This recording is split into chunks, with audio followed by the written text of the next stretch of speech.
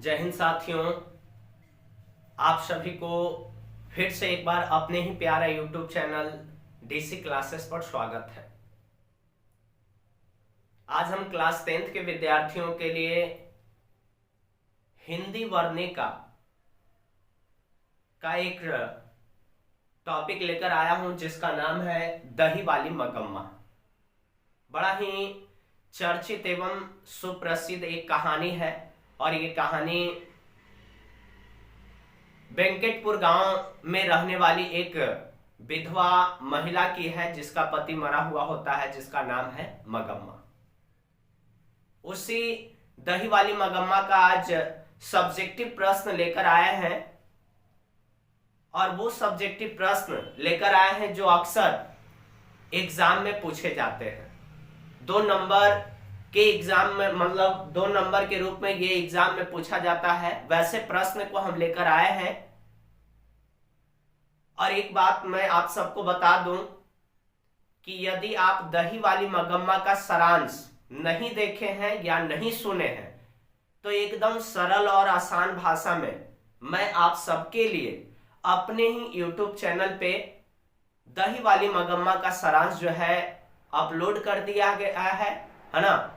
चाहे तो आप बिल्कुल उसको देख सकते हैं और पूरे कहानी के सारांश को अपने ही शब्दों में समझ सकते हैं, अपने ही भाषा में समझ सकते हैं।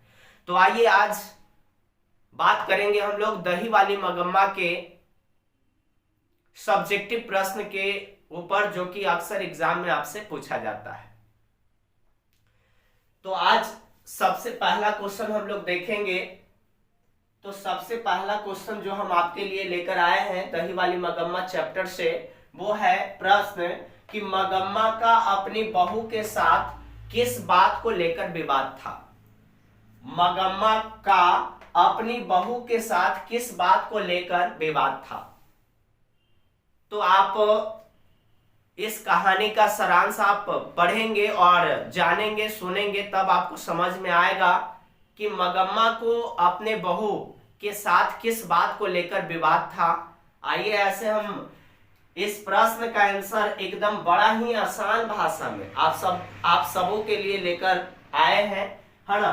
देखिए, मगम्मा का अपनी बहू नजम्मा के साथ पोते को लेकर क्या था, विवाद था। मगम्मा को अपनी बहू नजम्मा के साथ पोते को लेकर क्या था, विवाद था।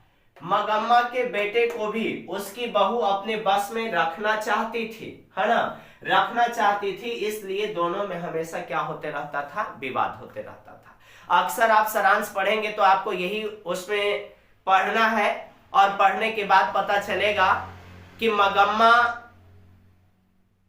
का विवाद जो है उसकी बहू नजम्मा के साथ पोते को लेकर रहता था, क्योंकि मगम्मा जो है अपने पोते से बहुत ही क्या करती थी, प्यार करती थी। और नजम्मा जो है एक छोटे से कारणवश या छोटे से बातों के लिए अपने बेटे, नजम्मा अपनी बेटे को पीट रहा था। और इतना ही में मगम्मा आती है और बोलती है, क्यों रे राक्षसी, इतनी छोटे से बच्चे को क्यों पीट रही है ना। उसका तुरंत पलटकर जवाब नजम्मा अपने सास मगम्मा को देती है ना। और बेटे के आने के बाद भी मगम्मा अगर अपने बहू का शिकायत करती है तो बेटा भी उसी के ऊपर, है ना, मगम्मा यानी अपने माँ के ऊपर बेटा भी जो है चढ़ बढ़कर बोलने लगता है ना। यानी कि नजम्मा जो थी वो अपने पति को भी यानी मगम्मा के बेटे को भी अपने क्या मतलब अपने पक्ष में रखना चाहती थी। इसलिए मगम्मा और नजम्मा दोनों के बीच में क्या रहता था, मतलब विवाद रहता था। चलिए अगला प्रश्न हम लोग देखेंगे। तो दूसरा प्रश्न जो है इस चैप्टर का वो है कि रगंपा कौन था और वह मगम्मा से क्या चाहता था। रगंपा कौन था और वह मगम्मा से क्या चाहता था। तो देखिए, सारांश जब आप सुनिएगा कहानी तो रगंपा के बारे में हम बताए हैं कि रगंपा जो था ना, वो मगम्मा के गांव में रहने वाला एक जुआरी व्यक्ति था। रगंपा जो था वो मगम्मा के गांव में रहने वाला एक जुआरी व्यक्ति था, जो देखिए यहाँ पे लिख दिए हैं, रगंपा मगम्मा के गांव का एक जुआरी व्यक्ति था जो कुछ पैसे कर्ज मांगने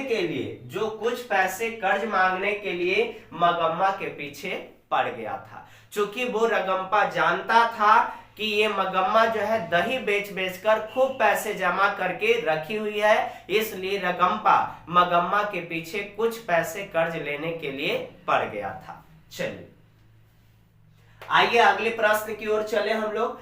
तो अगला प्रश्न आप सबके लिए लेकर आए हैं कि बहू ने सास को मनाने के लिए कौन सा तरीका अपनाया था।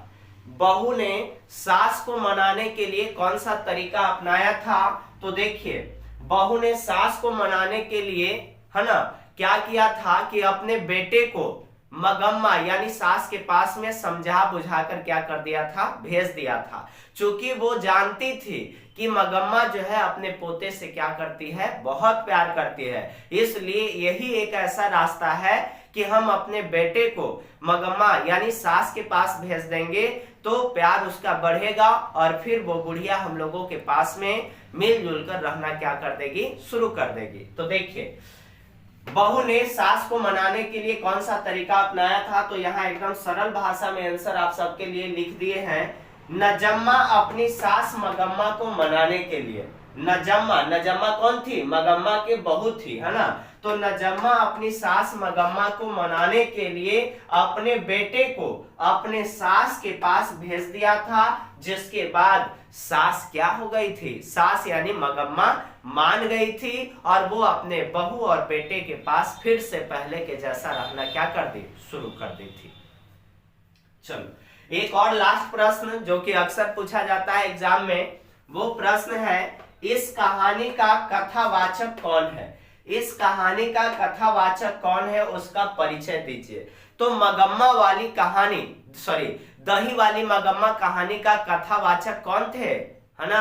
तो आपको नहीं पता, जब आप सारांश को पढ़ेंगे तब आपको पता चलेगा कि दही वाली मगम्मा यानी कहानी का कथावाचक कौन है और उनका परिचय क्या है। तो देखिए, हम लोग इस कहानी यानी दही वाली मगम्मा कहानी का कथावाचक की बात करेंगे तो उनका नाम है मास्ती वेंकटेश अयंगार, है ना।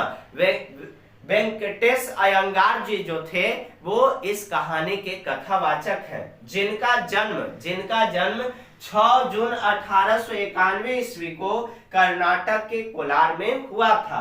वह कन्नड़ साहित्य की एक सर्वाधिक, यानी कि अयंगार जी जो थे वो कन्नड़ साहित्य के एक सर्वाधिक प्रतिष्ठित रचनाकारों में से एक हैं। उनका कविता, नाटक, आलोचना, जीवन चरित्र आदि सभी में महत्वपूर्ण योगदान है ना। तो इस तरह के एकदम जो वीडियो हम सब लेकर आए हैं आप सबके लिए एकदम मजेदार है ना। आप पहले सारांश को देखिए, नहीं देखे हैं, उसके बाद आप जो है ये क्वेश्चन आंसर को आसानी पूर्वक आप अपने मन से भी कर लेंगे, है ना। तो यदि आप हमारे चैनल पे नए हैं और आप सबको हमारी वीडियो अच्छी लगती हो, है ना, या लगी हो, तो आप प्लीज हमारे चैनल को सब्सक्राइब करें इसी तरह के छोटे छोटे वीडियो के लिए, है ना। हम आप सबके साथ रहेंगे, है ना। आपके एग्जाम के तैयारी, बेहतर तैयारी के लिए हम आपके साथ हैं, है ना। तो आप सब भी हमारे चैनल को सपोर्ट कीजिए ताकि हम मेहनत करके आप सबके लिए अच्छे अच्छे कंटेंट को लाएं और आप सबको एग्जाम में बेहतर करने के लायक बना दें, है ना। तो वीडियो अच्छा लगे तो कमेंट और शेयर करना ना भूलें। आप इसको स्क्रीनशॉट चाहे तो ले सकते हैं।